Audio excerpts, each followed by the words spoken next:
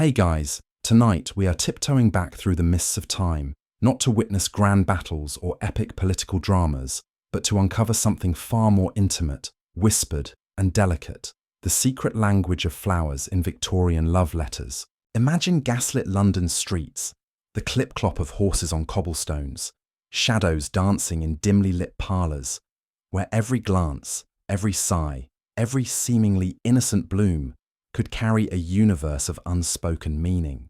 It's a world so different from our own, so wrapped in layers of propriety and unspoken rules that, let's be honest, if you were suddenly dropped into Victorian England with your modern dating app sensibilities, you probably wouldn't survive the sheer, agonizing subtlety of it all for a week. The directness we take for granted. Utterly scandalous. So, before you get comfortable, take a moment to like the video and subscribe, but only if you genuinely enjoy what I do here. And while you're at it, I'd love to see where you're all tuning in from tonight and what time it is in your corner of the world. It's always fascinating to see how far these stories travel. Now dim the lights, maybe turn on a fan for that soft background hum, and let's ease into tonight's journey together. You find yourself standing on the periphery of a bustling Victorian drawing room, the air thick with the scent of beeswax polish, Earl Grey tea, and perhaps a hint of coal smoke from the fireplace that valiantly tries to ward off the damp chill. Gas lamps hiss softly, casting a warm, yet somewhat eerie, glow over the scene. Ladies in their voluminous gowns, corseted to within an inch of their lives, a mainstream historical fact being that these corsets often contained whalebone or steel, shaping the desired hourglass figure, glide across the room, their movements, a carefully choreographed ballet of etiquette. Gentlemen, equally constrained by their stiff collars and formal attire, converse in hushed tones, their expressions often as guarded as their words. This is the world of Queen Victoria, a period stretching from roughly 1837 to 1901, an era renowned for its industrial progress, its colonial expansion, and its almost suffocating social propriety. In this environment, where overt displays of emotion were frowned upon, especially between unmarried men and women, courtship becomes a game of intricate signals, of subtle gestures, of words left unsaid but heavily implied. You might catch a fleeting glance exchanged between a young woman fanning herself demurely and a young man hovering near the potted ferns. Her fan, by the way, isn't just for cooling. It's a communication device in itself. A quick flick could mean one thing, resting it on her left cheek another. It's all part of a silent lexicon, a way to navigate the treacherous waters of romance without causing a scandal, or, heaven forbid, appearing too forward. It's like trying to send a complex text message using only semaphore flags while your entire extended family watches. No pressure. Imagine the sheer frustration. You, a young person with a heart full of burgeoning affection, perhaps even a tempestuous passion, are expected to convey these profound feelings with the emotional range of a particularly stoic teapot. A direct declaration of love. Almost unthinkable, outside the pages of a racy novel, and even then, it would likely lead to fainting spells and hurried calls for smelling salts. This is where our floral protagonists make their grand entrance. In a society so tightly laced, so meticulously buttoned up, flowers offered a vibrant, fragrant, and remarkably versatile loophole. A carefully chosen bloom, or a small posy known as a tussie-mussy, could convey messages that dared not pass the lips. It was a form of communication that was both public and incredibly private, displayed for all to see, yet its true meaning often understood only by the sender and the recipient. Think of the thrill, the delicious secrecy of it all. A young man might present a lady with a single red rose after a dance. To the uninitiated, a polite gesture.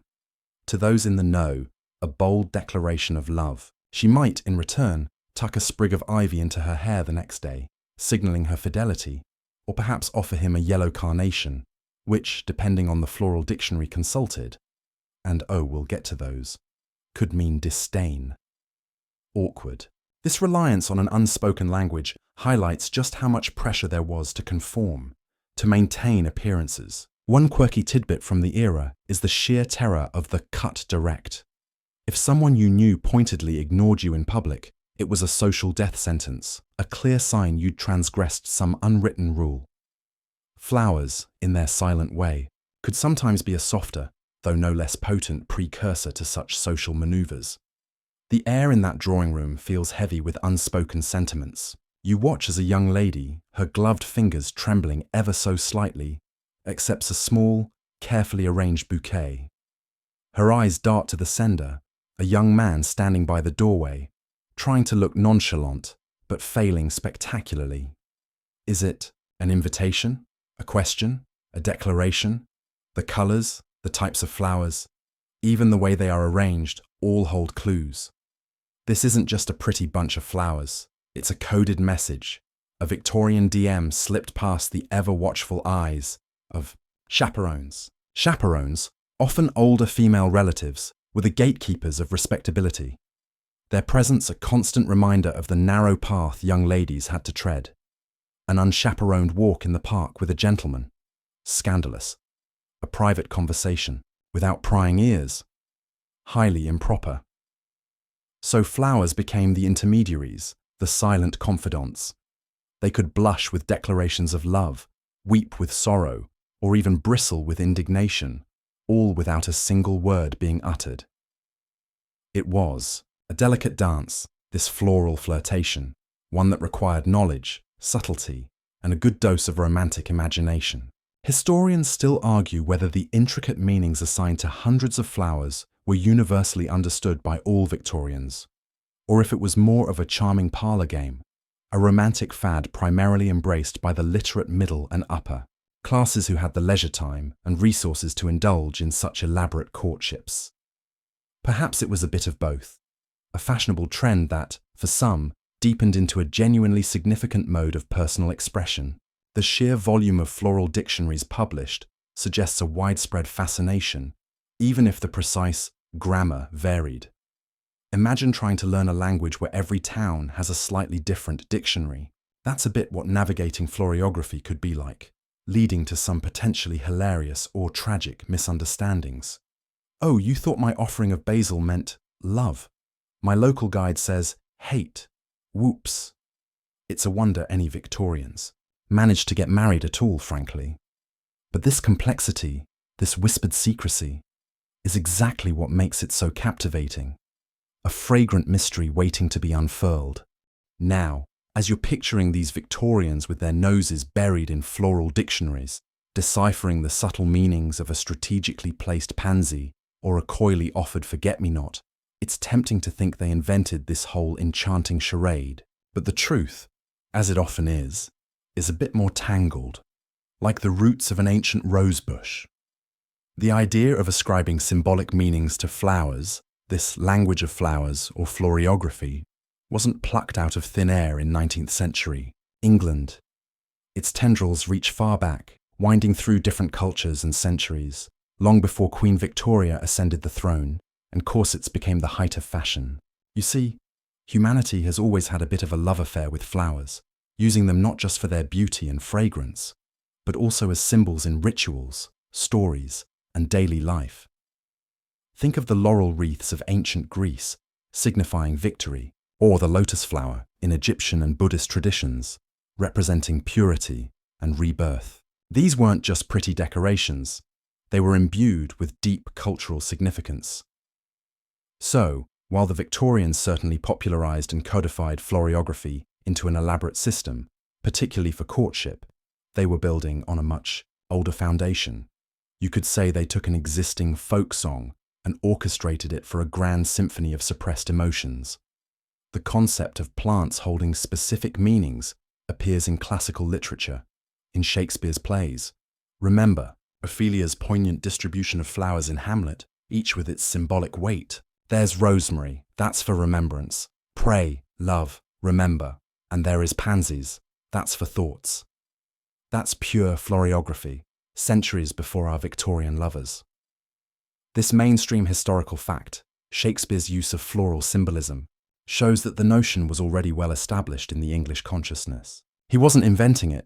He was drawing on meanings his audience would, at least partially, understand. It's like using an emoji today. Some are universally understood, others perhaps more niche. If you journey even further back into the annals of mythology and ancient religions, flowers are everywhere, acting as divine attributes or earthly manifestations of gods and goddesses. The poppy, for instance, was associated with Morpheus, the Greek god of dreams, and Demeter, the goddess of agriculture, due to its presence in grain fields and its soporific qualities. Lilies, often linked to purity and majesty, have connections to Hera in Greek mythology and later the Virgin Mary in Christian iconography. This deep-seated association of flowers with abstract concepts provided a fertile ground for later, more personalized interpretations. It's not a huge leap from lily means majesty in a religious context to lily means your majestic beauty in a romantic one. It's just a slight shift in focus, a personalization of an ancient symbol. One quirky tidbit often overlooked is the medieval language of herbs, which ran parallel to any floral symbolism and focused more on medicinal and magical properties, but also included emotional connotations. Sage for wisdom, borage for courage. These weren't just for potions, they carried messages. The Victorians, with their characteristic enthusiasm for categorization and romanticism, simply took these scattered threads and wove them into a more structured and widely accessible tapestry. They were living in an age of burgeoning print culture, with magazines and books becoming more affordable and widespread. This allowed for the dissemination of floral codes on an unprecedented scale. But the idea wasn't novel. You might even find echoes of it in heraldry, where different plants and flowers on a coat of arms could signify specific virtues or family traits. It's all part of the same human impulse to find meaning in the natural world, to use its beauty to communicate things that are hard to say directly. Imagine ancient lovers, perhaps in Persia or China, exchanging blooms with understood connotations, long before anyone in England thought to publish a floral lexicon. Historians still argue whether the specific meanings popularized in the Victorian era were direct descendants of these older traditions, or if many were fresh attributions, simply inspired by the general idea of floral symbolism. It's likely a mix, a botanical blend of old and new. Consider the simple act of giving flowers today. When you give someone red roses, the association with romantic love is almost universally understood. That's a direct echo of this long history, a cultural shorthand that has persisted. But other meanings have faded. Would you know what a sprig of basil in a bouquet meant? Or a dandelion? Probably not, unless you're a particularly enthusiastic historical gardener or a time-travelling Victorian yourself. The Victorians, however, would have, or at least would have been expected, to consult their books to find out. They lived in a world that was, in many ways, more attuned to the nuances of the natural world, partly because nature was more immediately present in their lives even in cities, and partly because they actively sought out these layers of meaning. It's a bit like how your grandparents might know the names of all the birds in their garden, while you just vaguely register birdsong, different times, different attentions. This pre-Victorian undercurrent of floral meaning is crucial because it explains why the trend, when it did hit England with full force, was so readily adopted. It wasn't an alien concept. It felt natural, almost intuitive, even if the specifics had to be learned. It tapped into something already present in the cultural subconscious. Think of it like this. If someone today suddenly declared that the colour of your socks conveyed your deepest political beliefs, it would probably be met with ridicule. But if they said, "Hey, let's revive the old tradition where wearing a blue hat means you're feeling optimistic," people might actually go along with it for a bit of fun, because using colour to express emotion isn't entirely foreign. The Victorians weren't just inventing. They were elaborating, systematising, and let's be honest, probably overcomplicating. But they weren't starting from scratch. They were cultivating a garden whose seeds had been sown long, long ago across many lands. The soil was already rich with symbolic potential. They just needed the right catalyst to make it bloom spectacularly in their own era. And that catalyst, as we'll see, was a rather remarkable lady with a keen eye and a sharp pen. So, You're now aware that the Victorians weren't exactly horticultural pioneers in the symbolism game. They were more like enthusiastic curators of an ancient art form. But who, or what, lit the fuse for this explosion of Floriography in 18th and 19th century Europe, particularly in England? You can trace a significant part of that ignition back to one truly fascinating individual, Lady Mary Wortley Montagu. Picture her, an aristocrat, a poet, a woman of sharp intellect and even sharper wit, who definitely didn't fit neatly into the demure, retiring mold expected of ladies in the early 1700s. She was, to put it mildly, a bit of a rock star for her time, adventurous, outspoken, and not afraid to challenge conventions. If she were around today, she'd probably have a viral social media account and a very controversial podcast. In 1716, Lady Mary's husband, Edward Wortley Montagu, was appointed the British ambassador to the Ottoman Empire, and she accompanied him to Constantinople, modern-day Istanbul. This was no small undertaking. Travel was arduous and often dangerous, and she was venturing into a culture vastly different from her own.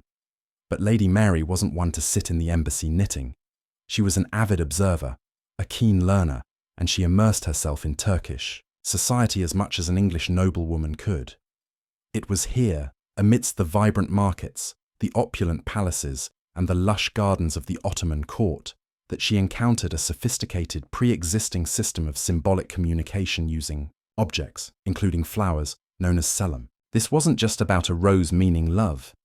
It was a complex language where a pearl might signify, "I suffer for you," or a piece of embroidered cloth could convey a whole sentence. In her famous embassy letters, which were circulated among her influential friends back in England and later published, Lady Mary described this Turkish practice with considerable enthusiasm. She wrote, "There is no colour, no flower, no weed, no fruit, herb, pebble, or feather that has not a verse belonging to it, and you may quarrel, reproach, or send letters of passion, friendship, or civility, or even of news, without ever inking your fingers." Imagine the allure of that to a society like Georgian and later Victorian England, already steeped in a culture of politeness that often masked true feelings. Here was a system, seemingly exotic and romantic, that allowed for the expression of complex emotions without a single spoken or directly written word. It was practically tailor-made for a society that valued discretion and delighted in intricate social games. It's a bit like discovering an ancient cheat code for navigating awkward social interactions. Lady Mary herself was particularly captivated by the romantic applications of this object language. She detailed how lovers could exchange entire conversations through carefully chosen items passed via servants. A mainstream historical fact is that Lady Mary Wortley Montagu is also credited with introducing the practice of smallpox inoculation to Britain, having observed its success in Turkey and had her own son inoculated. So, while she was noting down floral codes, she was also engaging in life-saving medical pioneering. Quite the multitasker. Her letters, filled with these exotic details, painted a picture of a romantic, sophisticated East that fascinated the English imagination. It was the early 18th century, a time of growing global awareness and a burgeoning taste for the Oriental, a somewhat romanticized and often misunderstood view of Middle Eastern and Asian cultures. Her descriptions of selam, though perhaps somewhat embellished or simplified for her English audience, provided the spark. When her letters were eventually published in 1763, posthumously, they became incredibly popular. They offered a tantalizing glimpse into a different world, and crucially, introduced the idea of a secret language of objects, with flowers being a prominent component. This wasn't yet the highly detailed, dictionary-driven Floriography of the Victorian era, but it laid the groundwork. It planted the seed, so to speak. One quirky tidbit is that some scholars suggest Lady Mary might have slightly exaggerated the everyday prevalence or the fixed nature of these meanings in Turkey to make her letters more exciting. Historians still argue whether the Ottoman selam was as systematic as Lady Mary portrayed it, or if it was a more fluid, less codified tradition that she, perhaps, interpreted through a Western lens eager for structure. Regardless of the precise Accuracy of her anthropological observations, the impact was undeniable. Her writings fueled the European imagination. The idea of a secret romantic language, particularly one associated with the supposedly passionate and mysterious East, was irresistible. It tapped into a growing romantic sensibility, a desire for deeper emotional expression than rigid social codes typically allowed. You can almost picture literary circles buzzing with this new concept. Did you read Lady Mary's account? Imagine sending a declaration of undying love with nothing but a rose and a sprig of myrtle. It must have seemed incredibly chic and daring. This wasn't an overnight transformation. The seeds Lady Mary planted took time to germinate and bloom fully. The early 18th century saw the initial spark of interest, but it was really in the later part of that century, and then, explosively, in the 19th century, that Floriography truly took root and blossomed into the elaborate system we associate. With the Victorians, other travellers and writers also contributed to the mystique, but Lady Mary's letters are widely considered the primary catalyst for introducing the concept to a broad English-speaking audience. She essentially gave polite society permission to believe in, and then create, their own version of this enchanting floral code. Without her dispatches from Constantinople, the Victorian drawing rooms might have been filled with far less symbolic foliage, and countless clandestine messages might have remained unsent, or worse, spoken aloud. The horror. So, next time you see a particularly eloquent bouquet, you might spare a thought for the adventurous Lady Mary, whose curiosity and captivating correspondence helped turn simple flowers into messengers of the heart. She didn't invent the language, but she certainly helped it go viral, 18th century style. So, Lady Mary Wortley Montagu has flung open the doors to the exotic East, metaphorically speaking, and whispered tales of a secret language of flowers and objects into the eager ears of British society. The idea is captivating, romantic, and just a little bit scandalous, the perfect recipe for a societal trend. But how does a general fascination transform into a full-blown cultural phenomenon, complete with rules, guidebooks, and almost obsessive adherence? You need infrastructure. You need, in this case, books, lots and lots of books. And that's precisely what happened. The 19th century, particularly the Victorian era, witnessed a veritable explosion in the publication of flower dictionaries, or floral lexicons. These weren't dusty botanical tomes. They were often beautifully illustrated, charmingly written guides dedicated to the art of floriography. They became the must-have accessory for any respectable, romantically inclined individual. Imagine the scene: a young lady in her parlour, perhaps awaiting a caller or contemplating a letter she wishes to send. Beside her, not a scandalous novel, or at least not openly, but a daintily bound volume, its pages filled with lists of flowers and their corresponding sentiments. This book is her key, her Rosetta Stone for deciphering the silent messages that might arrive with a morning delivery or for crafting her own subtle replies. These dictionaries weren't just lists. They often included snippets of poetry, charming anecdotes about the flowers, and sometimes even advice on how to arrange them for maximum symbolic impact. It was a whole little world contained within those pages. Think of them as the 19th century equivalent of Urban Dictionary, but for flowers, and with considerably more lace and fewer swear words. The first truly influential floral dictionary in Europe was probably Le Langage des Fleurs by Charlotte de Latour, a pseudonym, likely for Louise Courtambert, published in Paris in 1819. This book was a massive success and was quickly translated into English and other languages, setting the template for many that followed. It assigned specific meanings to a wide array of flowers, often drawing on mythology, literature, folklore, and sometimes, it seems, sheer creative whimsy. The mainstream historical fact here is the sheer proliferation of these books.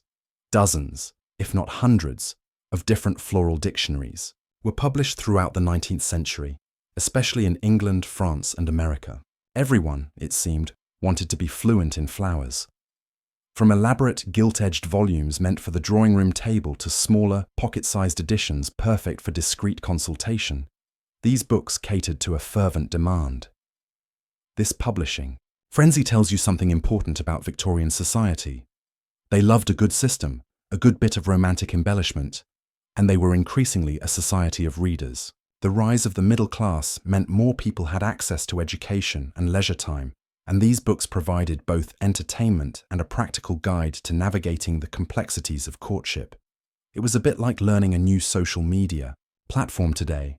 You need to understand the etiquette, the unspoken rules, the meaning of different emojis, or, in their case, elderflowers. A quirky tidbit is that many of these dictionaries contradicted each other. One book might claim that a marigold signifies grief, while another insists it means jealousy, and a third might offer desire for riches. This, as you can imagine, could lead to some rather significant misunderstandings. My dearest, your bouquet of marigolds, signifying your deep and abiding grief at our separation, touched me profoundly. I meant you were a gold digger. Awkward. Historians still argue whether the average Victorian took these contradictory definitions with a pinch of salt, relying more on a generally understood core vocabulary of common flowers like roses and lilies, or if they slavishly adhered to the specific dictionary they happened to own, leading to a chaotic mess of mixed messages. Perhaps the ambiguity was part of the charm, adding a layer of delightful uncertainty and the potential for playful misinterpretation or plausible deniability. Oh, your dictionary says yellow roses mean jealousy. Mine says friendship. How amusing. Yeah, amusing. It's a miracle any messages got through clearly at all. These books weren't just passive repositories of information. They actively shaped the language. Authors would often invent or assign meanings to flowers that didn't have strong pre-existing symbolism, further expanding the vocabulary. They would draw on classical myths, Christian symbolism, literary references from Shakespeare or contemporary poets, and even the physical characteristics of the plant itself. A drooping flower might signify dejection, a thorny one difficulty. It was a creative process, a collaborative construction of meaning mediated through the printed page, and people bought into it wholeheartedly. Possessing a floral dictionary and knowing how to use it became a mark of refinement and sensibility. It signaled that you were in the know, part of the romantic, expressive culture of the time. The illustrations in these books were often a key selling point. Delicate, hand-colored plates depicted each flower with loving detail, making the books beautiful objects in themselves, quite apart from their practical use. They were gifts, they were cherished possessions. You can imagine young people poring over these images, memorizing meanings, perhaps even pressing flowers between the pages. It was an interactive form of literature, one that encouraged engagement with the natural world, even if that world was sometimes filtered through a highly romanticized and occasionally arbitrary lens.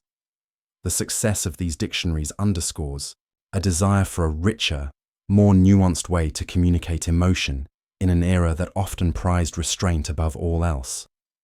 They provided the script for a silent, fragrant drama played out in countless parlors and gardens. Without these widely available guides, the language of flowers might have remained a niche interest, a curious whisper from Lady Mary's letters, rather than the widespread cultural current it became.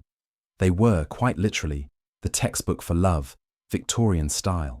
All right, so you've got your beautifully bound floral dictionary, perhaps one by the esteemed Charlotte de la Tour, or a popular English adaptation by Frederick Schobel or Robert Tyas. You've diligently studied the meanings assigned to roses, lilies, violets, and even the humble dandelion, which, by the way, could signify rustic oracle. Go figure. But knowing the individual words is only half the battle. How did Victorians actually construct sentences with these botanical symbols? How did they move from a simple rose has love to something more complex, like, I secretly admire your wit, but I fear my family would disapprove of our union? This is where floral grammar comes into play, a set of unwritten, or sometimes hinted at in the more elaborate dictionaries, rules and conventions that allowed for more nuanced messaging. It wasn't just what flower you sent, but how you sent it. The color of the flower was, of course, paramount. We touched on the red rose for passion, but the variations were extensive. A pink rose might suggest a gentler affection or admiration, while a white rose often symbolized purity, innocence, or a love too spiritual for earthly passion. Yellow roses, as we've hinted, were tricky. Sometimes friendship, sometimes jealousy, sometimes even infidelity. Talk about a floral minefield. Sending a bouquet of yellow roses could be a declaration of platonic affection or a passive-aggressive accusation, depending on context and the dictionary your recipient favored. It's like using an emoji that has wildly different meanings on different phone platforms. You're basically gambling with your social life. Beyond roses, a blue violet could mean faithfulness, while a white one might signify modesty. The nuances were endless, and getting the color right was crucial. Then, there was the type of flower itself.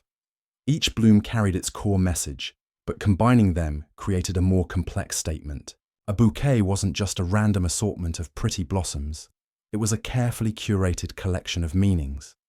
If you sent a sprig of rosemary, remembrance, with a red tulip, declaration of love, you were saying, remember my declaration of love. Add a few forget-me-nots, true love, memories, and the message became even more insistent. It was like botanical poetry, where each flower was a word and the arrangement was a stanza. A mainstream historical fact is that tussie-mussies, or small handheld bouquets, were often designed with a central, most significant flower, surrounded by other blooms that modified or amplified its meaning, much like adjectives and adverbs in a sentence. The way the flowers were presented also mattered immensely. A flower handed over with the right hand might have a positive connotation, an yes, while one offered with the left hand could imply a negative, a no. This is a fascinating layer of non-verbal communication, adding another level of complexity. Imagine the anxiety. Did he use his right hand, or was it the left? My future happiness hangs in the balance of his handedness. This particular convention, the right hand for yes and left hand for no, is a quirky tidbit that appears in some floral guides, though its widespread actual practice is harder to confirm. It adds a theatrical element to the exchange, doesn't it? Even the state of the flower could alter its meaning. A flower in full bloom might carry a different message than a bud. A rosebud, for instance, could signify youthful love or beauty, or you are young and beautiful. If it was a red rosebud, it might mean pure and lovely. A white rosebud could imply girlhood or heart ignorant of love. If the thorns were left on a rose, it could add a note of I fear, but I hope, or simply acknowledge difficulty. If the leaves were removed, it might signal that all hope was gone. These subtle modifications allowed for a surprising degree of precision, or at least intended precision. Whether the recipient always caught these nuances is, of course, another question entirely. The position of a flower in a bouquet, or even how it was worn on the body, could also be significant. A flower worn in the hair might have one meaning, while one pinned over the heart could have another. If a lady received a bouquet and, later that day, was seen wearing one of its flowers in a prominent position, it was a clear signal of acceptance or favor towards the sender. Conversely, if the flowers were conspicuously absent, or worse, if she wore a different flower given by someone else, well, that was a public statement too. Talk about pressure dressing. Historians still argue whether there was a universally accepted grammar for things like the angle of a flower in a bouquet, e.g., tilted to the right meaning I, tilted to the left meaning you, or an inverted flower signifying the opposite of its usual meaning, or if these were more elaborate. Suggestions found in particular dictionaries that perhaps only the most dedicated floriographers followed. Some guides even suggested that the way a ribbon was tied around a bouquet could convey a message. Tied to the left, the flower's sentiments applied to the giver. Tied to the right, to the recipient. It's like floral syntax, and it could get incredibly intricate. It's tempting to imagine Victorian lovers as expert floral linguists, fluently composing and deciphering these botanical messages. The reality was probably a bit more haphazard for many. While some undoubtedly delved deep into the minutiae, others likely stuck to the more common, well-understood symbols. But the idea that such a complex grammar existed, the possibility of conveying such detailed messages through silent, beautiful objects, was a powerful part of Floriography's appeal. It transformed a simple gift of flowers into a potential puzzle, a secret conversation, a thrilling exchange of coded emotions. It's this layering of meaning, this almost obsessive attention to detail, that elevates Victorian Floriography from a mere fad to a fascinating cultural practice, a testament to the human need to connect, even when words themselves are constrained. You weren't just giving flowers, you were crafting a silent, fragrant narrative. Now, if there's one flower that stands as the undisputed monarch in the kingdom of Victorian floral symbolism, the absolute heavyweight champion of romantic declarations, it's the rose. You simply can't talk about the language of flowers without giving the red rose its prominent, velvety throne. Its association with love, passion, and desire wasn't a Victorian invention. Remember those ancient connections to goddesses of love like Aphrodite and Venus. But the Victorians, with their penchant for nuance and elaborate sentimentality, took the symbolism of the rose and ran with it, creating a whole spectrum of meaning based on its colour, form, and even the number of blooms given. When a Victorian gentleman presented a lady with a red rose, it was rarely just a casual gesture. It was a statement, often a bold one. The classic red rose, in its most straightforward interpretation, screamed, "I love you." Not "I quite like you," or "I find you rather agreeable," but a full-throated, heart-pounding declaration of passionate love. This was the floral equivalent of dropping to one knee, albeit in a slightly more socially acceptable and fragrant manner. Given the constraints on verbal expressions of love, especially in the early stages of courtship, the red rose was a powerful tool. It could say what lips dared not utter, or at least not yet. Imagine the blush on a young lady's cheek as she received a perfectly formed, deep crimson rose. In a room full of chattering people, that single bloom could create an intensely private moment of shared understanding between sender and recipient. It's like receiving a very specific, very romantic emoji that only the two of you truly get the full impact of. But of course, because this is the Victorian era and nothing is ever entirely simple, there were shades of meaning even within the category of red rose. A deep red rose, for instance, could signify bashful shame or unconscious beauty, while a fiery crimson might denote a more ardent, perhaps even slightly dangerous passion. The number of roses also mattered. A single red rose was a clear "I love you." 2 roses entwined might signify an engagement or coming marriage. A dozen red roses. Well, that was pretty much the floral grand slam of affection, an unambiguous and often overwhelming display. A mainstream historical fact is that cultivating different rose varieties became a huge passion during the 19th century, leading to an explosion in the types and colours available. This horticultural enthusiasm directly fed into Floriography, providing an ever-expanding palette for floral messages. Beyond the iconic red, other rose colours carried their own distinct messages, allowing for a whole conversation to be had just with this one type of flower. The white rose, as we've touched upon, often symbolized purity, innocence, spiritual love, or even secrecy. "I am worthy of you," or "you are heavenly." It could also be used for bridal bouquets. However, a withered white rose could convey fleeting beauty or a death knell to hopes, quite the downer. Then there's the pink rose, which generally conveyed a gentler, less overtly passionate affection. Light pink might mean grace, admiration, or sympathy, while a deeper pink could suggest gratitude or appreciation. It was the "I like you a lot and think you're lovely" of the rose world, a safer, less committal option than its fiery red cousin. And then we come to the notorious yellow rose. Oh, the yellow rose! This bloom is perhaps the best example of the potential for confusion in Floriography. In some traditions, it symbolized joy, friendship, and caring, a perfectly lovely sentiment. However, in many Victorian floral dictionaries, it was the bearer of bad news. jealousy, a decrease of love, or even infidelity. Imagine sending a cheerful bouquet of yellow roses to a friend, only to have them interpret it as a stinging accusation of faithlessness. This ambiguity makes the yellow rose a quirky tidbit in itself, the Jekyll and Hyde of the floral world. Some sources even suggest that the meaning could depend on whether it was a tea rose, always yellow and more likely to mean friendship, versus another type of yellow rose. Historians still argue whether the negative connotations of the yellow rose were more prevalent in England versus, say, America, or if it was simply a flower best avoided in romantic contexts, unless you were absolutely sure your recipient shared your specific floral dictionary and your intentions. Even the form of the rose conveyed meaning. A rosebud, as mentioned, could signify youth, beauty, or a heart unawakened to love. A thornless rose might mean love at first sight or early attachment, as there were no obstacles.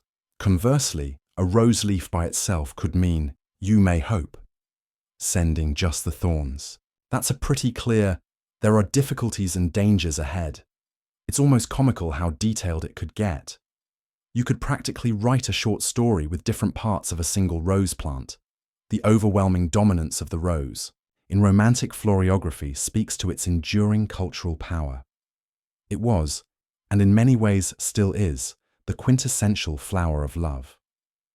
Its beauty, its fragrance, its captivating form, and yes, even its thorns, all contribute to its symbolic resonance. For the Victorians, navigating the treacherous currents of courtship, the rose provided a relatively stable, widely understood set of signals, even if the yellow ones threw a spanner in the works occasionally. It was the go-to flower for expressing the deepest emotions of the heart, a fragrant key to unlocking sentiments that society preferred to keep under lock and key. So, while the language of flowers included a vast vocabulary, the rose, in its many hues and forms, was undoubtedly its most eloquent and frequently spoken word, especially when love was in the air. It truly reigned supreme. While the red rose may have been the reigning monarch of romantic declarations, Victorian floral language was far from a one-flower show. Love, after all, comes in many shades and intensities, and so too did the bouquets designed to express it. A thoughtful Victorian suitor, or a lady subtly reciprocating interest, had a whole garden of options beyond the passionate crimson of a rose. Other flowers stepped in to convey nuances of affection, from gentle admiration and steadfast loyalty to secret crushes and chaste adoration. You might think of it as the supporting cast in a romantic drama.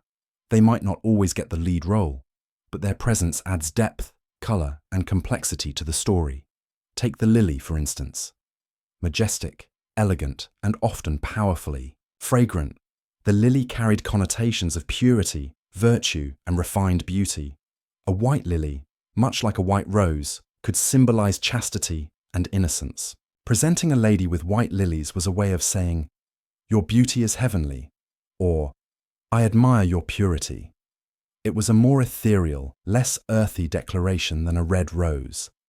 The calla lily, with its distinctive sculptural form, became particularly popular in the later Victorian era and often signified magnificent beauty. However, be careful with the orange lily, which could mean hatred or disdain in some floral dictionaries. Another one of those tricky colour shifts that could turn a compliment into an insult if you weren't careful. Remember that feeling when you use an emoji you think is innocent but actually has a totally different, slightly scandalous meaning. Same energy. Then there are the violets, humble yet deeply symbolic. The blue violet was a steadfast messenger of faithfulness, constancy, and watchfulness. "I'll always be true," it whispered. A white violet, on the other hand, might suggest modesty or a shy, unassuming love. A gift of violets could be a quiet assurance, a gentle reminder of enduring affection, less fiery than a rose, but perhaps more profound in its constancy. Queen Victoria herself was said to be very fond of violets, which certainly didn't hurt their popularity. A mainstream historical fact is that during the 19th century, violet farms sprung up to supply the immense demand for these popular flowers especially around cities like London and Paris, for bouquets and perfumes. Forget-me-nots, with their charming name and delicate blue petals, are almost self-explanatory. They were the floral embodiment of true love and remember me. Small and unassuming, they were often tucked into larger bouquets or given as a simple, heartfelt token. Their message was clear, poignant, and universally understood, making them a reliable choice when you really wanted to ensure your sentiment wasn't lost in translation. It's like the floral equivalent of a perfectly clear, concise text message. No room for ambiguity. The delicate lily of the valley, with its tiny bell-shaped white flowers and sweet scent, was another favorite for conveying tender emotions. It typically symbolized a return to happiness, sweetness, or purity of heart. It could also suggest, "You've made my life complete." It was a flower of quiet joy and hopeful affection, perfect for expressing a love that felt restorative and gentle. One quirky tidbit is that in some folklore, Lily of the Valley was said to have sprung from Eve's tears when she was banished from the Garden of Eden, adding another layer of poignant symbolism related to sorrow and the hope for redemption or happiness. Even seemingly more common garden flowers played their part. The carnation, for example, had a complex vocabulary all its own. A red carnation, much like a red rose, could mean "my heart aches for you" or deep love.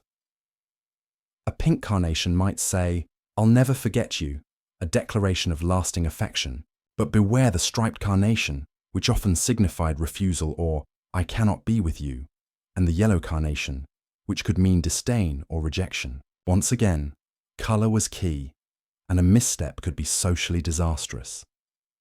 Historians still argue whether the more negative meanings of certain flowers, like the yellow carnation, were used as often as the positive ones, or if people generally preferred to send messages of affection and admiration, reserving the floral insults for truly dire situations, or perhaps only for humorous, teasing exchanges between close friends.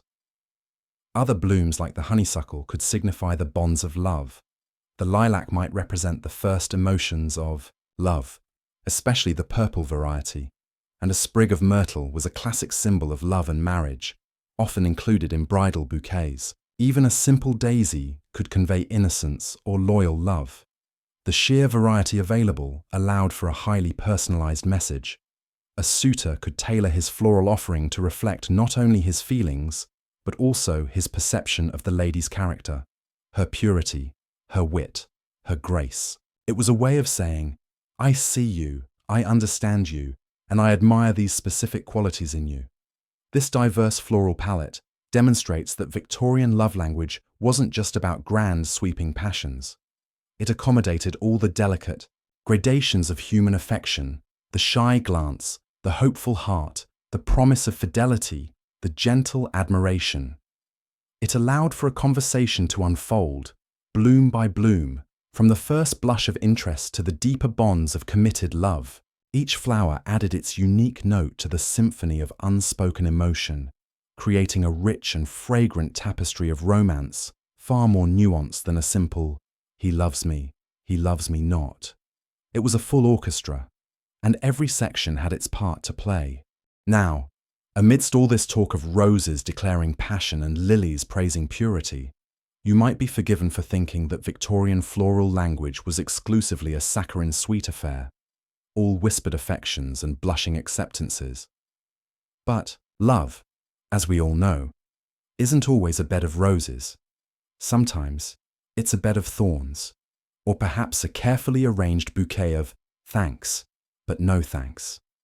The Victorians, in their thoroughness, developed a floral vocabulary, not just for love and admiration, but also for rejection, disdain, jealousy, and a whole host of other less charming, but equally potent emotions. If you could say, "I love you" with a flower, you could most certainly say, "Don't even think about it," or "You, sir, are a cad," with one too.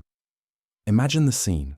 A persistent but unwelcome suitor has just presented a young lady with an ardent bouquet of red tulips, declaration of love, and perhaps some red carnations, "My heart aches for you."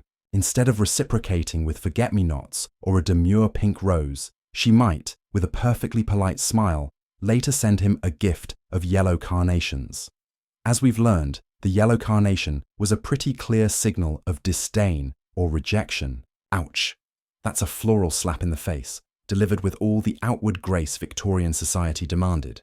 No raised voices, no dramatic scenes, just a silent, fragrant nope. It's the 19th century equivalent of leaving someone on read, but with more botanical flair.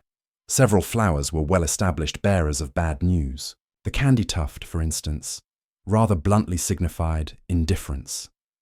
Sending someone candy tuft was a polite but firm way of saying, "I'm just not that into you." Basil, which today we mostly associate with pesto, could, according to some floral dictionaries, mean hatred. Imagine sprinkling that into a friendly salad for an unwanted admirer. A mainstream historical fact is that Queen Victoria herself, despite popularizing many romantic floral customs, was also known for her stern sense of propriety and could certainly express displeasure, though probably not through basil. Her reign emphasized moral rectitude, and flowers could subtly communicate displeasure with unseemly advances. Then there was the striped carnation, which, as we touched upon, often meant refusal or "I cannot be with you." This was a slightly softer rejection than the outright disdain of its yellow cousin, perhaps suggesting regret or external obstacles rather than pure personal dislike. Still, not the message any hopeful lover wanted to receive. Another flower that could spell trouble was monkshood, also known as aconite or wolfsbane. While beautiful with its hooded blue flowers, it's a highly poisonous plant, and its floral meaning was appropriately dire. Misanthropy, or beware, a deadly foe is near. Sending monkshood was basically a floral death threat, or at least a very strong warning to back off. Probably not used in everyday courtship, one would hope, unless things had really gone sour. It's a bit like sending someone the eggplant emoji with a knife next to it. Message received, loud and clear. Even the seemingly innocuous hydrangea could carry a sting. While some modern interpretations are positive, in certain Victorian contexts, it could signify heartlessness or vanity. So, a bouquet of hydrangeas, while voluminous and impressive, might be a subtle dig at the recipient's character. One quirky tidbit is the notion of negative bouquets, or insulting posies. While perhaps not as common as romantic offerings, the idea that one could assemble a collection of negatively connoted flowers to send a truly scathing, albeit silent, message is rather wickedly delightful. Imagine a carefully curated bouquet of yellow carnations, disdain, basil, hatred, candy tuft, indifference, and perhaps a sprig of tansy. "I declare war against you." That's a declaration of hostilities, floral style. Jealousy, that green-eyed monster, also had its floral representatives. The marigold, as previously mentioned, was often linked to jealousy, grief, or cruelty. Yellow hyacinths too could signify jealousy. If a lady suspected her suitor's eye was wandering, she might subtly introduce these blooms into her own arrangements, or even send them to her rival if she dared. Historians still argue about how overtly these negative floral messages were deployed. Was it common to send an insult bouquet, or was it more of a theatrical concept discussed in floral guides than a widespread social practice? Given the Victorian emphasis on politeness and avoiding direct confrontation, it's possible that such overtly negative floral statements were rare, reserved for extreme situations, or perhaps used more playfully among those who understood the codes very well and could appreciate the dark humour. Even the way flowers were returned could signal rejection. If a lady received a bouquet and promptly returned it to the sender, that was a clear and unambiguous no, regardless of the flowers it contained. If she altered it, perhaps removing the most ardent blooms and returning only the more neutral ones, that was a more nuanced form of negotiation or cooling of ardour. It's like editing someone's overly enthusiastic text message and sending back a heavily redacted version. Point taken. So the language of flowers wasn't just for lovebirds. It was a comprehensive communication system that could navigate the full spectrum of human interaction, including the uncomfortable bits. It allowed for the expression of displeasure, the setting of boundaries, and the polite but firm termination of unwanted advances, all under the guise of a charming floral exchange. This ability to convey negative emotions with grace and subtlety was, in many ways, just as important as the ability to declare love.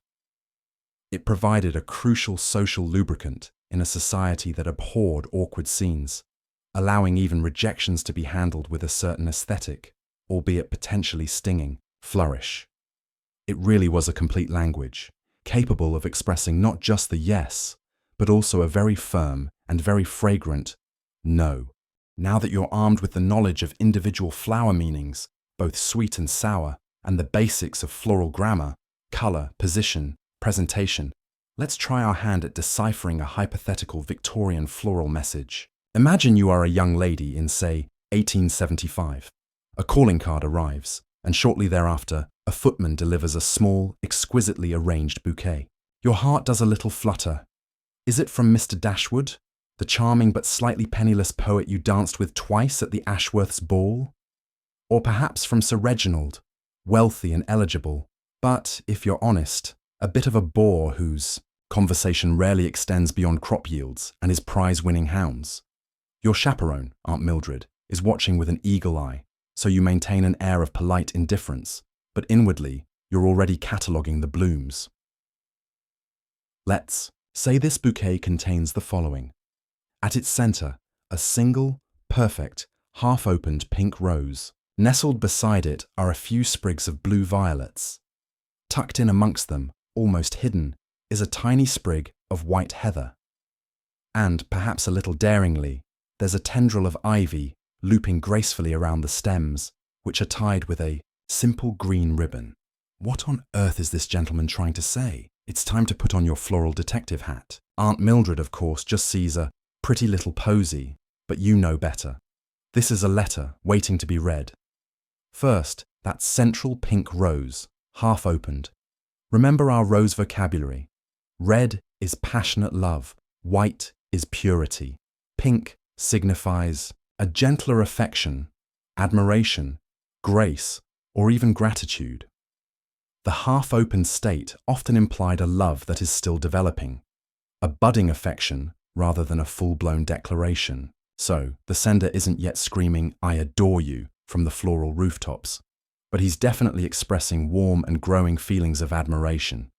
It's a hopeful start, less alarming than an immediate full-blown red rose might be, especially if you're not quite sure of your own feelings.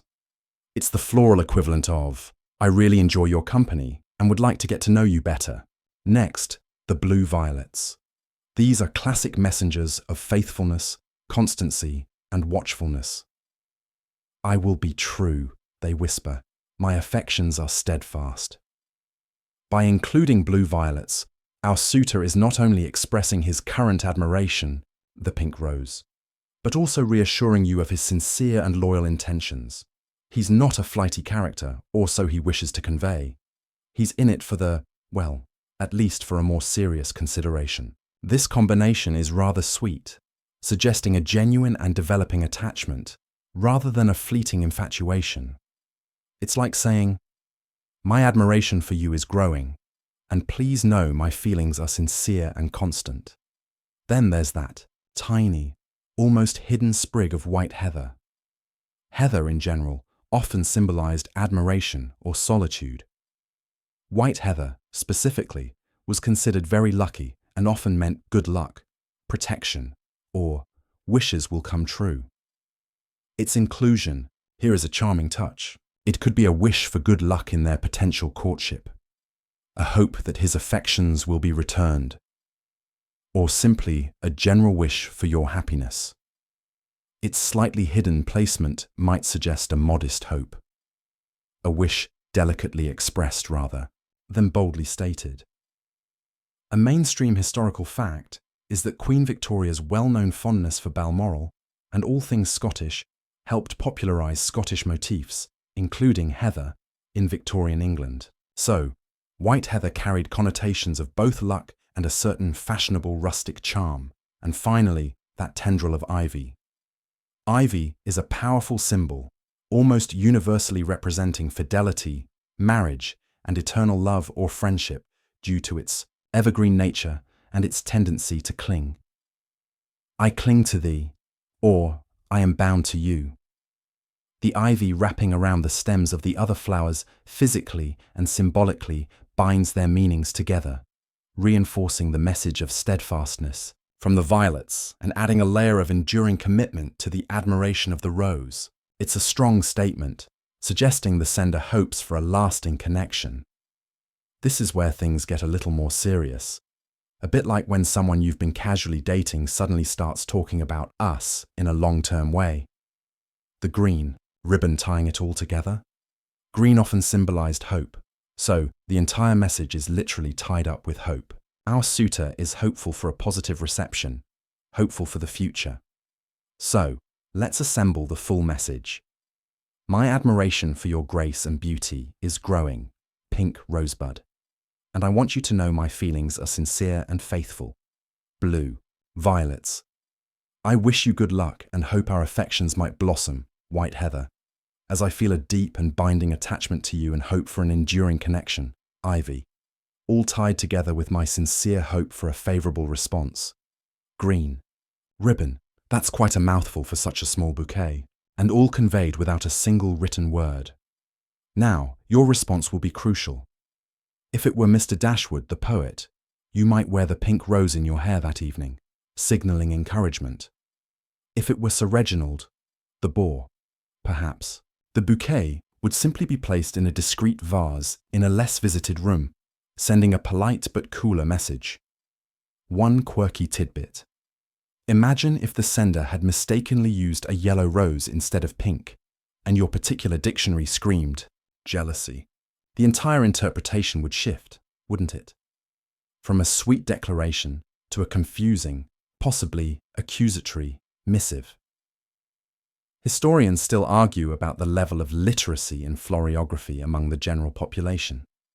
Were these complex multi-flower messages commonly understood? Or was it more often a case of, oh, how lovely, he sent me flowers, with only the most obvious symbols like red roses being widely recognized? The sheer existence of detailed guides suggests at least an aspiration towards this level of nuanced communication. Decoding this imaginary bouquet gives you a glimpse into the delightful complexity and the potential for rich, silent conversations that floriography offered.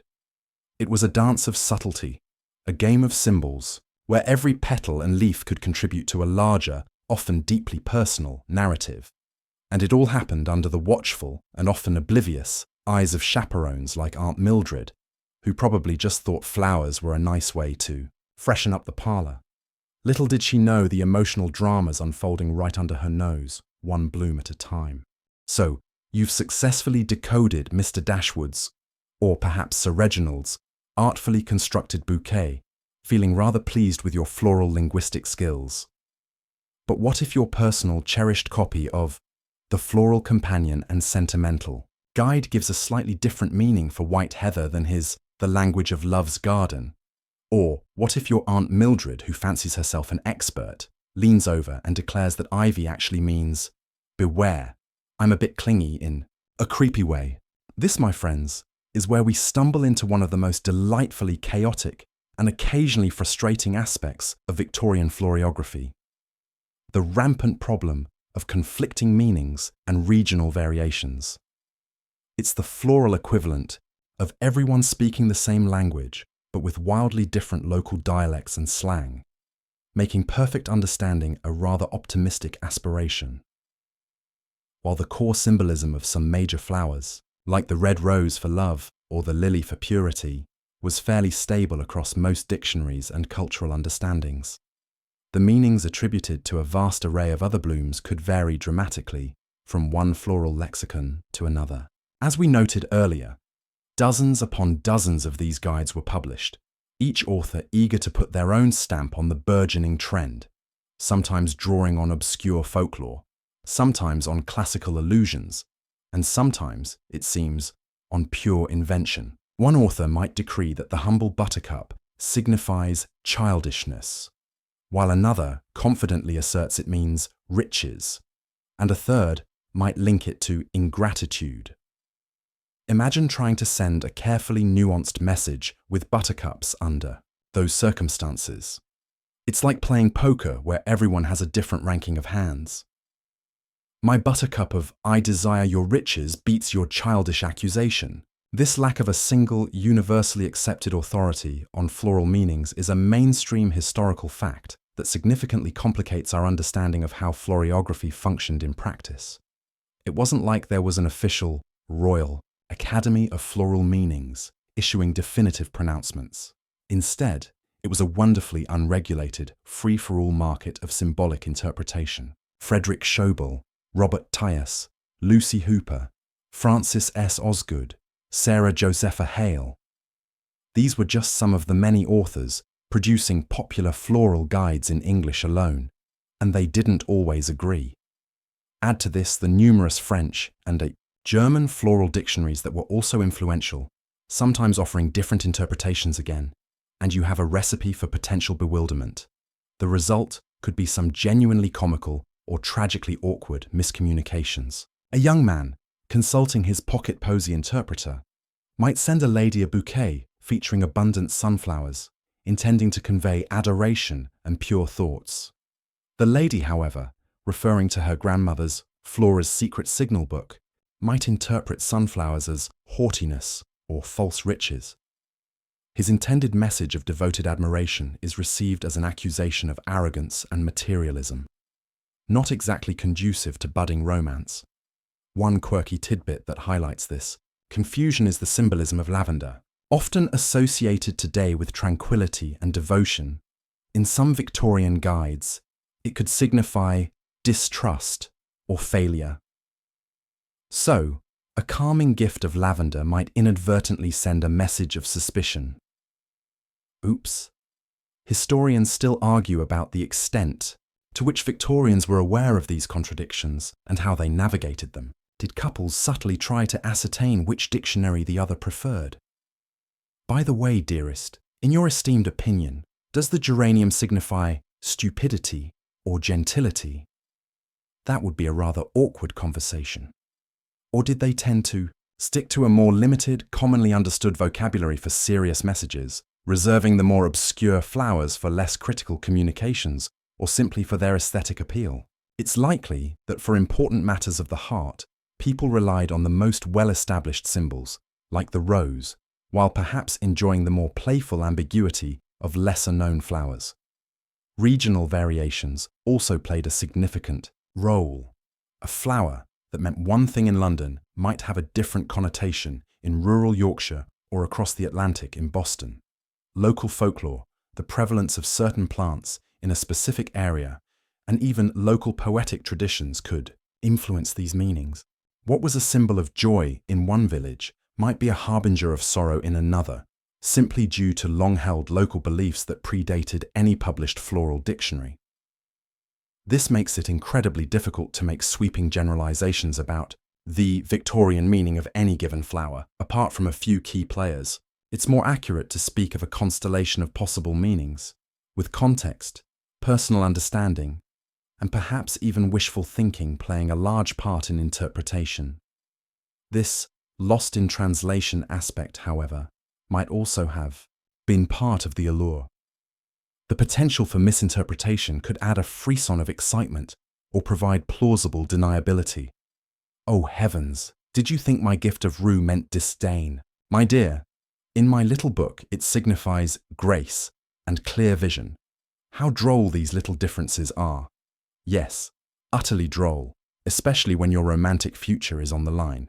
It also highlights the importance of the relationship between the sender and receiver.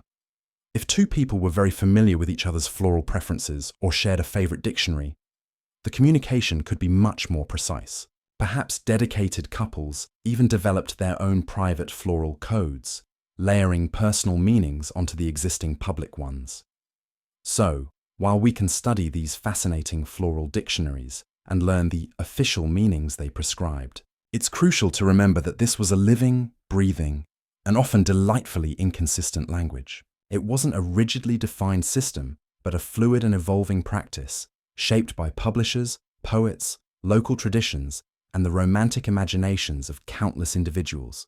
The ambiguity, the potential for crossed wires, and the sheer multiplicity of voices all contribute to the charm and complexity of Victorian floriography. It reminds us that communication, even when silent and fragrant, is rarely straightforward. And honestly, isn't a bit of romantic confusion part of the fun? Or at least, it makes for a better story. The secret language of flowers, with its whispers of love, disdain, and everything in between, didn't just confine itself to furtive bouquets exchanged between hopeful lovers. Like a particularly tenacious vine, its tendrils crept out of the conservatory and the drawing room, weaving their way into the broader cultural landscape of the Victorian era. Floriography wasn't merely a private code.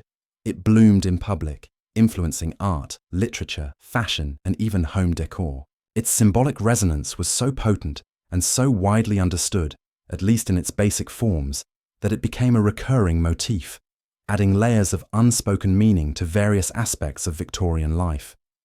You could say it was the ultimate subtle nod, a way for artists and writers to communicate directly with an audience attuned to its nuances. In the realm of art, particularly painting, floral symbolism was rife. Pre-Raphaelite painters, with their love for detail, medievalism, and romantic themes, were especially fond of incorporating flowers laden with meaning into their works. Think of John Everett Mallace's famous painting, Ophelia. The tragic heroine is depicted floating in a stream, surrounded by an abundance of wildflowers. Each of these isn't just a pretty botanical detail. They are carefully chosen symbols echoing Shakespeare's text and amplifying the themes of lost love, madness, and death. The poppies suggest death, Daisy's innocence, Violet's faithfulness, and Ophelia's death before her time, and so on. A Victorian viewer familiar with floriography would have been able to read these floral elements, deepening their understanding and emotional connection to the scene. It's like an artist embedding Easter eggs for the initiated. Beyond such overtly literary scenes, portraits of the era often featured sitters holding or wearing specific flowers that could hint at their character, marital status, or romantic sentiments. A young woman holding a single white rose might be emphasizing her purity and innocence.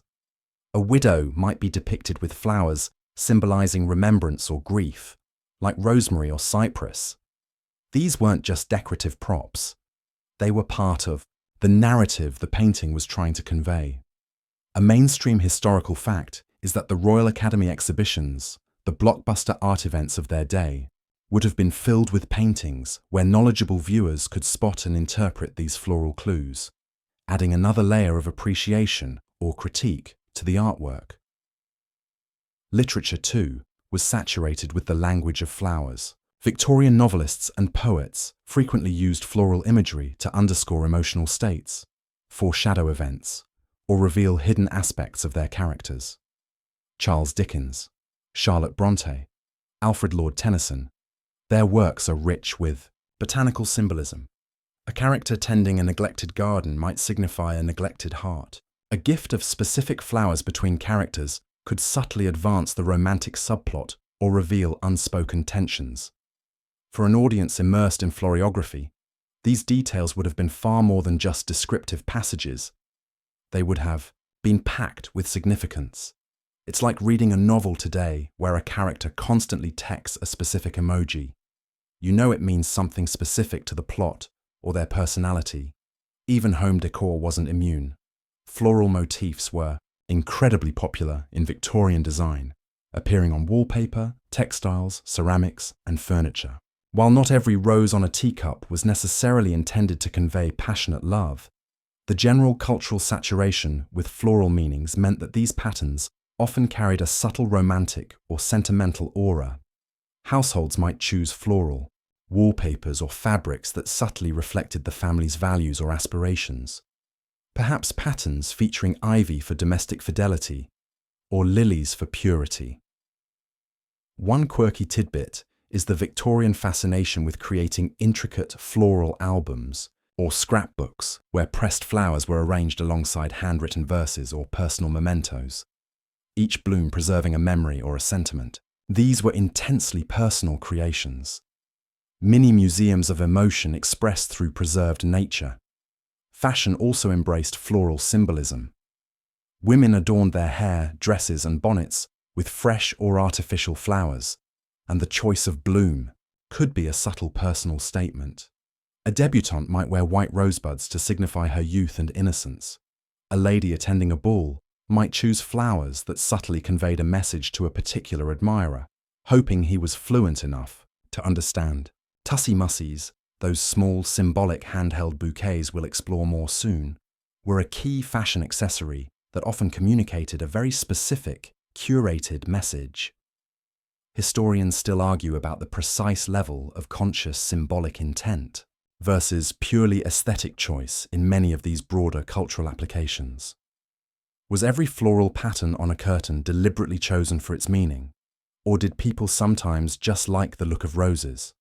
It was likely a spectrum. However, the pervasive presence of floriography in popular culture meant that even aesthetically chosen floral designs were often viewed through a symbolic lens by contemporaries.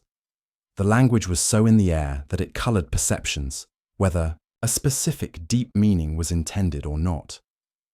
This widespread permeation of floral language into art, literature, and daily life demonstrates how deeply it resonated with the Victorian psyche.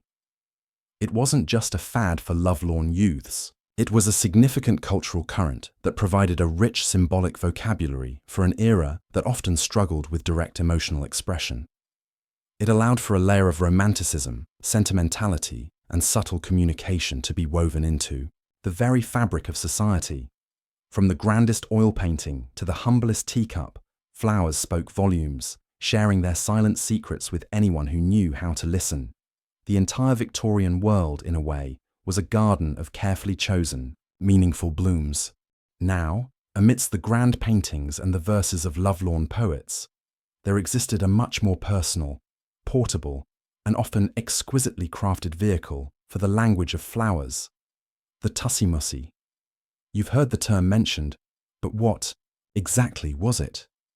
Imagine a small, compact bouquet, typically circular in design, where each flower and sprig of foliage was carefully chosen for its specific symbolic meaning. These weren't just random handfuls of pretty blooms.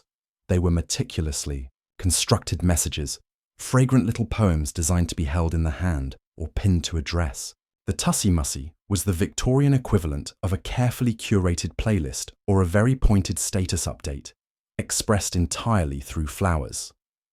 The term tussie-mussie itself has a charmingly old-fashioned ring to it, possibly deriving from an old word for a knot of flowers. These bouquets were also sometimes called nosegays, as they were often held to the nose, both for their pleasant fragrance and, in less sanitary times, to ward off less pleasant street odors. Remember that crocodile dung sunscreen we didn't talk about but could have?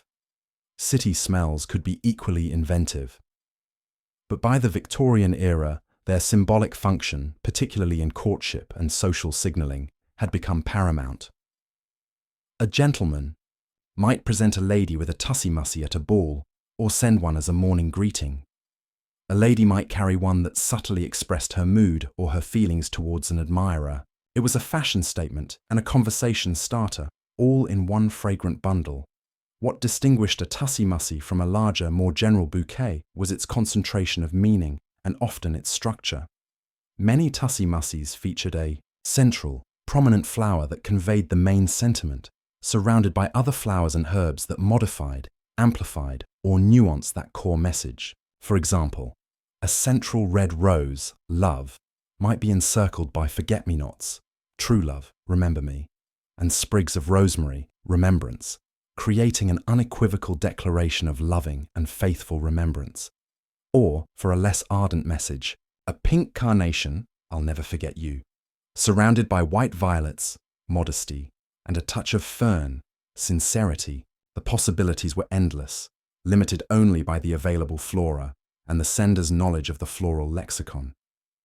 To keep these delicate arrangements fresh and to protect the holder's gloves from moisture and staining, tussie-mussies were often placed in special holders. This is where a mainstream historical fact comes in. These holders, known as porte-bouquet or bouquetiers, became elaborate and fashionable accessories in themselves. They were crafted from precious metals, like silver and gold, or more affordable materials like mother of pearl, ivory, porcelain, or even elaborately worked brass. Many porte-bouquets featured a ring and a pin, allowing the lady to secure the tussie-mussy to her finger or her bodice, keeping her hands free for dancing or accepting a cup of tea.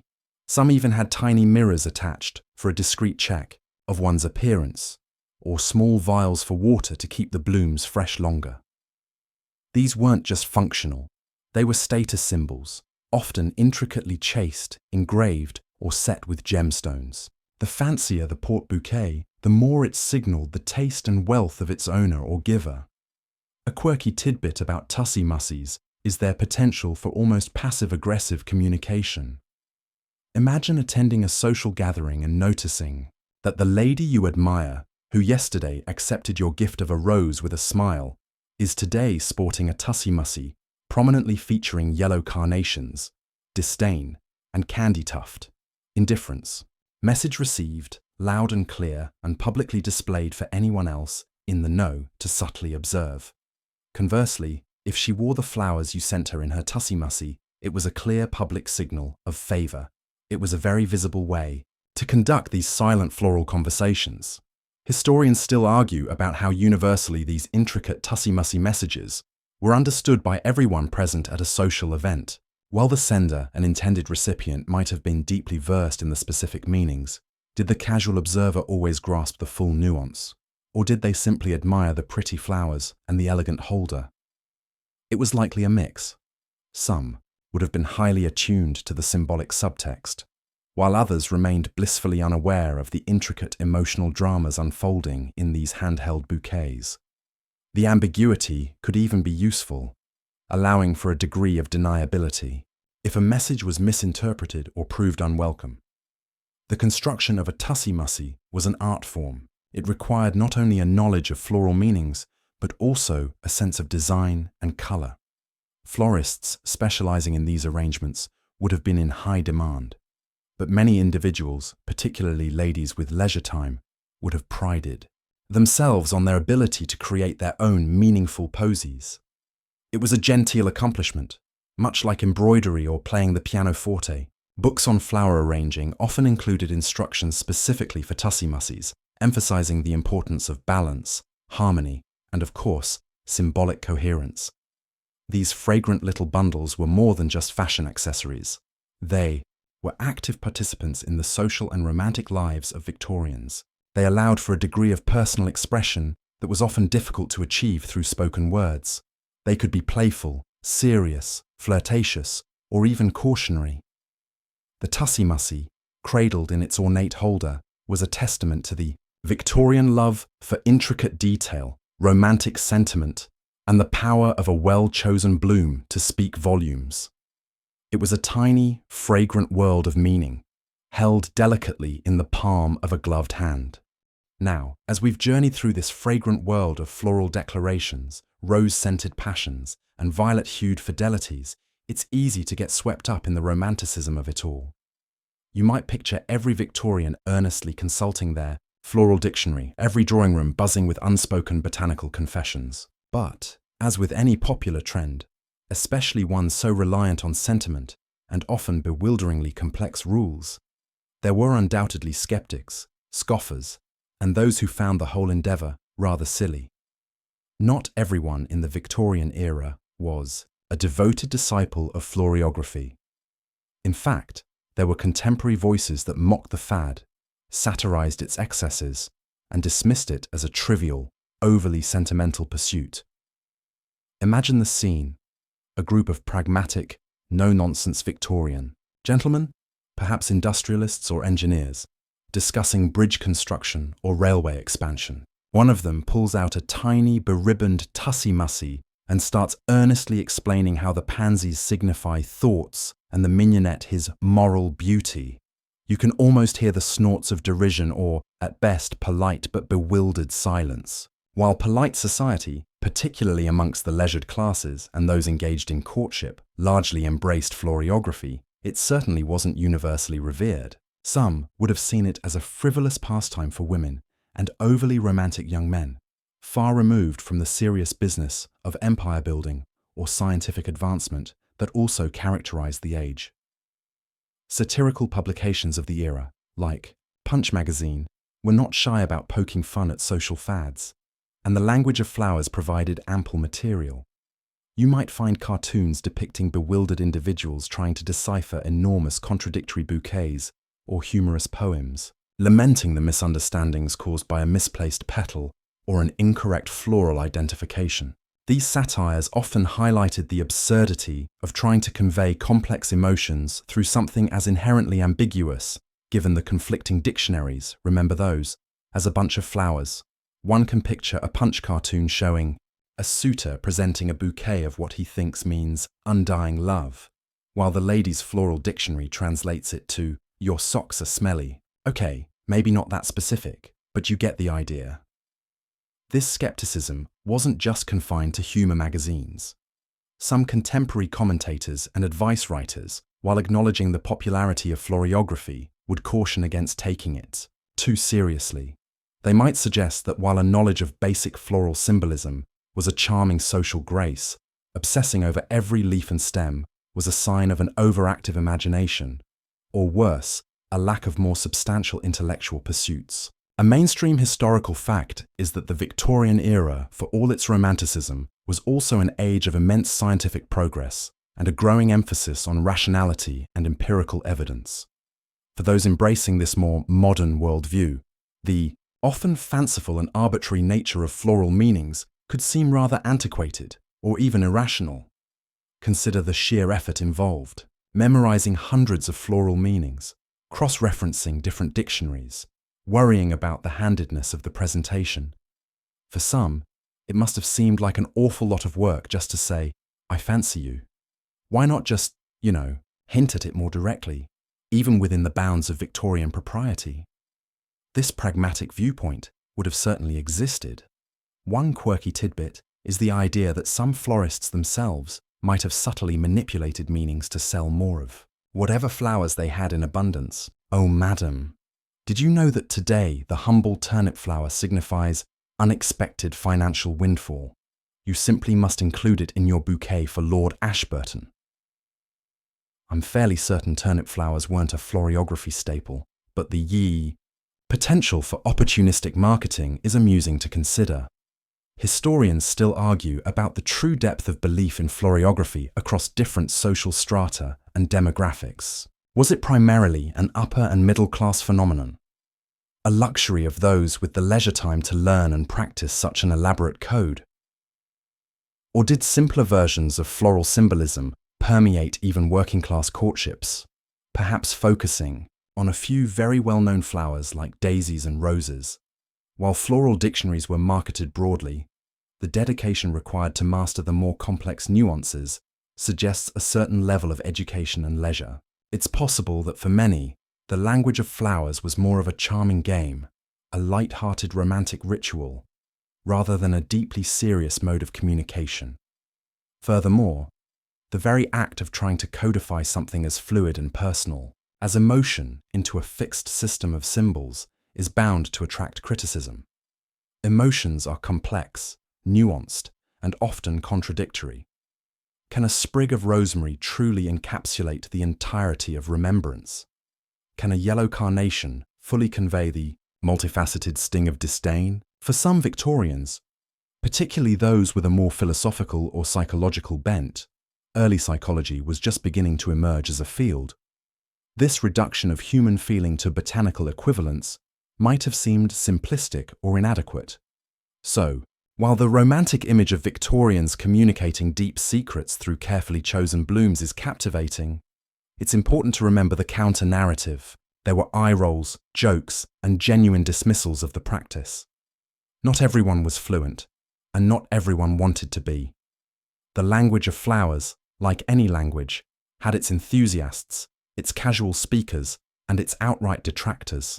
This range of reactions makes the phenomenon even more interesting, placing it firmly within the complex, contradictory, and ever-evolving social fabric of the Victorian age.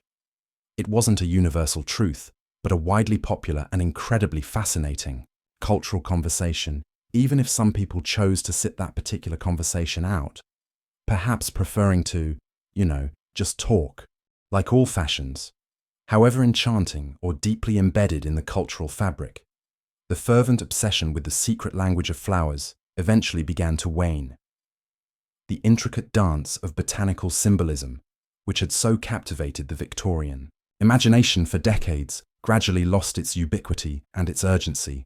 The petals, so to speak, began to fall. But why did this elaborate and often beautiful mode of communication start to fade from prominence as the 19th century drew to a close and the 20th century dawned? Several societal shifts and changing cultural currents contributed to the wilting of widespread floriography. One of the most significant factors was simply changing social mores.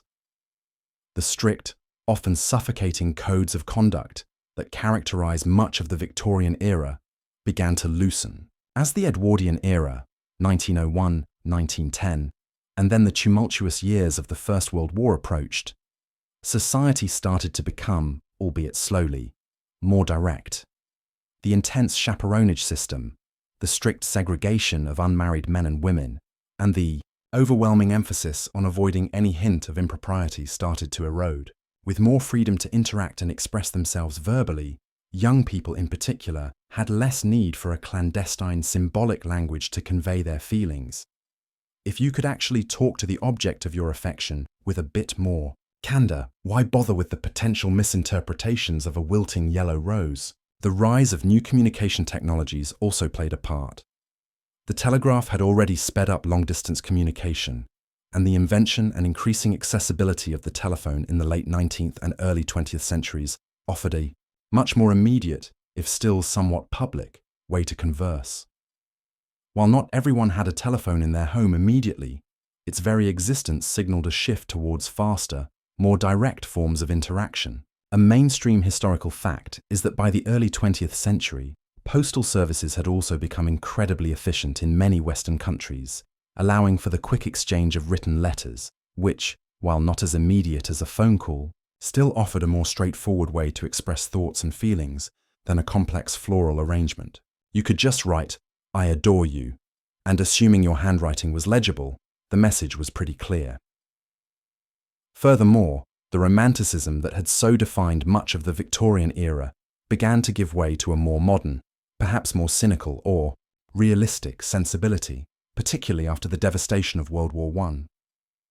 The elaborate sentimentality associated with floriography started to feel a bit old-fashioned, a relic of a bygone, more innocent, or perhaps more repressed age. The new woman of the late 19th and early 20th centuries, striving for education, suffrage, and greater independence, was perhaps less inclined to rely on subtle floral hints to make her feelings known or to decipher the intentions of suitors. She might prefer a direct conversation, or indeed, to make the first move herself, a notion that would have horrified an earlier generation. It's like how today, a very formal, multi-page handwritten letter declaring affection might seem quaintly charming to some, but utterly baffling or even a bit too much to others who are used to a quick text. The very complexity that had been part of floriography's charm also contributed to its decline. Remember all those conflicting dictionaries and nuanced rules about flower positioning and ribbon colors? As life sped up and new distractions emerged, the effort required to master and correctly interpret this intricate language may have seemed less worthwhile. Simpler, more direct forms of expressing affection or disdain became more appealing. One quirky tidbit is that some late Victorian and Edwardian etiquette guides started to downplay the importance of strict floral symbolism, suggesting that while flowers were always a lovely gift, one shouldn't fret too much about hidden meanings, perhaps indicating a societal fatigue with the whole elaborate system. Moreover, the aesthetic tastes of the early 20th century began to shift. The cluttered, highly ornamented style of Victorian interiors and fashion gave way to cleaner lines and simpler designs, influenced by movements like Art Nouveau and later Art Deco. While flowers themselves remained popular, the intense focus on their specific symbolic meanings in arrangements perhaps felt less relevant in this changing aesthetic landscape. The emphasis might shift more to the overall visual impact of a bouquet, its color harmony, its form, rather than the precise symbolic interpretation of each individual bloom. Historians still argue about the exact tipping point when floriography moved from a mainstream practice to a more niche interest or a piece of quaint folklore. There wasn't a specific day when everyone suddenly forgot what a forget-me-not meant. It was a gradual fading, like the scent of a pressed flower. The knowledge didn't disappear entirely, of course. Core meanings, especially for flowers like red roses, persisted and remain with us today. But the widespread, almost obsessive engagement with the detailed vocabulary of hundreds of flowers, the anxious consultation of floral dictionaries, the crafting of complex tussy-mussy messages, these practices slowly receded into the background of social custom. The world was changing. New ways of loving, communicating, and living were emerging. The secret language of flowers, once a vital tool for navigating the intricate social landscape of Victorian courtship, became less of a necessity and more of a charming historical curiosity. Its fragrance lingered, but its urgent whispered messages began to be spoken in other, more audible ways. The garden of floriography, while still beautiful, was no longer the primary place where hearts communicated their secrets. So, the elaborate tapestry of Victorian floriography, with its intricate threads of meaning and fragrant pronouncements, gradually unraveled as society marched into the 20th century. The urgent need for such a subtle coded language diminished, as social interactions became more direct and new forms of communication blossomed. You might think, then, that this charming floral dialect has been relegated entirely to dusty history books and nostalgic daydreams. But look around you. Has the language of flowers truly fallen silent? Or does its scent still linger in the air, subtly influencing our modern gestures and perceptions, even if we're not always consciously aware of its Victorian grammar? I think you'll find that while the dictionaries may have been put away, the echoes of this romantic tradition are still surprisingly present. The most obvious and enduring legacy, of course, is the red rose. Even today, across vastly different cultures, a bouquet of red roses is an almost universally understood symbol of romantic love and passion. When Valentine's Day rolls around, florists can barely keep up with the demand. This isn't an accident. It's a direct descendant of that Victorian floral code, a piece of symbolic shorthand that has survived the changing tides of social custom. You don't need a floral dictionary to understand the intent behind a dozen long-stemmed red roses.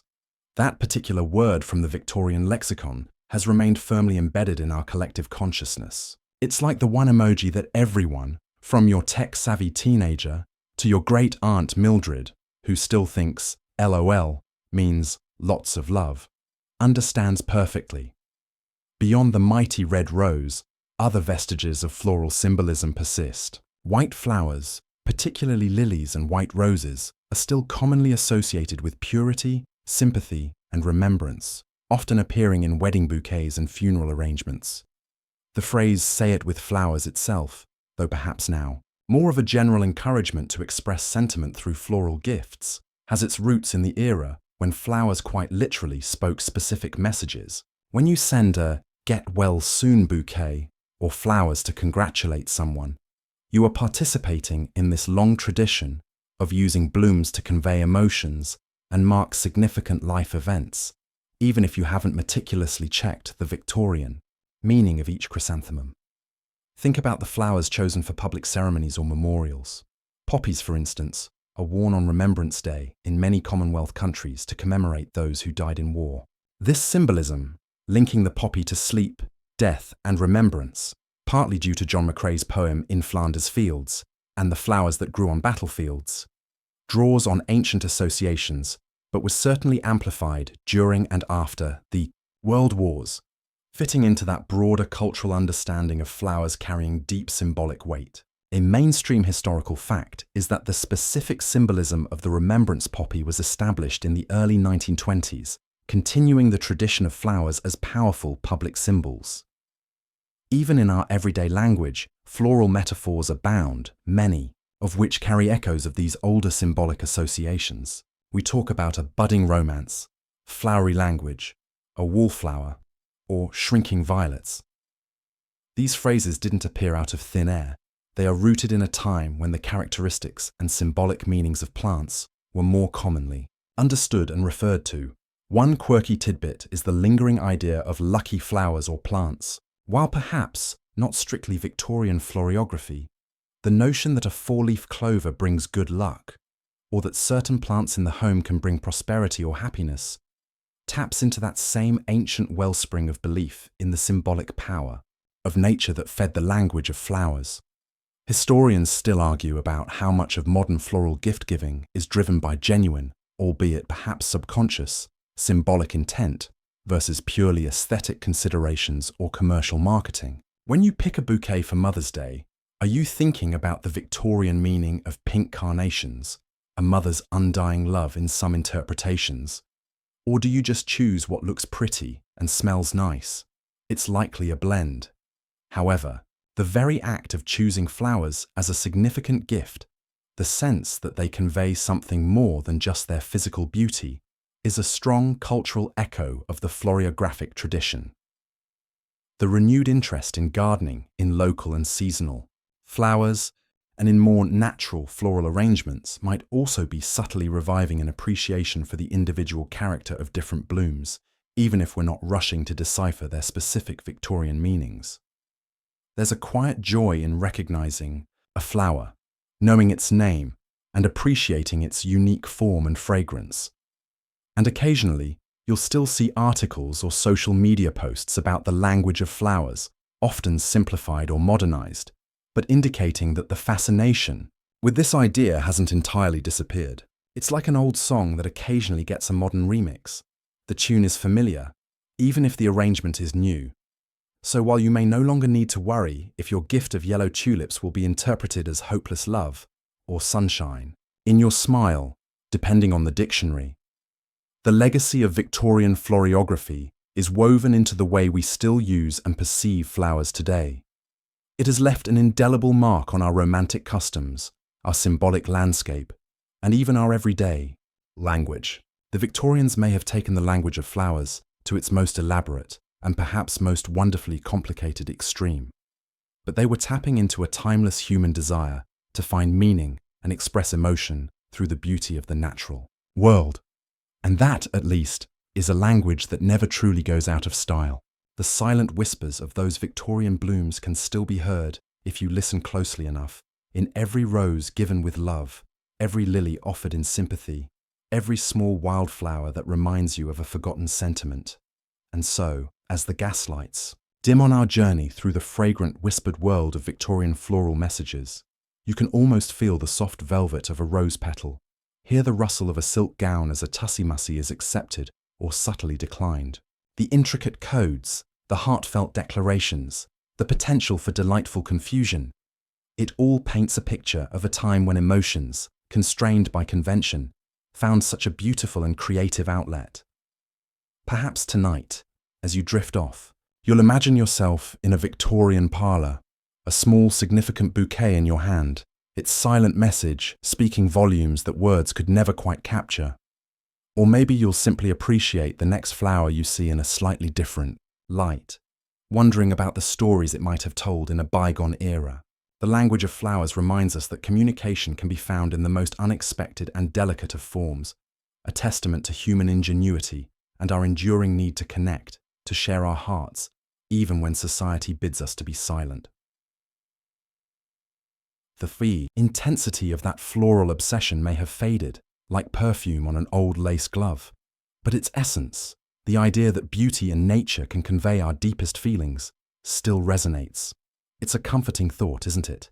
That even in our fast-paced digital world, these quiet, natural messengers can still hold a certain magic. Let that thought settle gently now, like a falling leaf in autumn.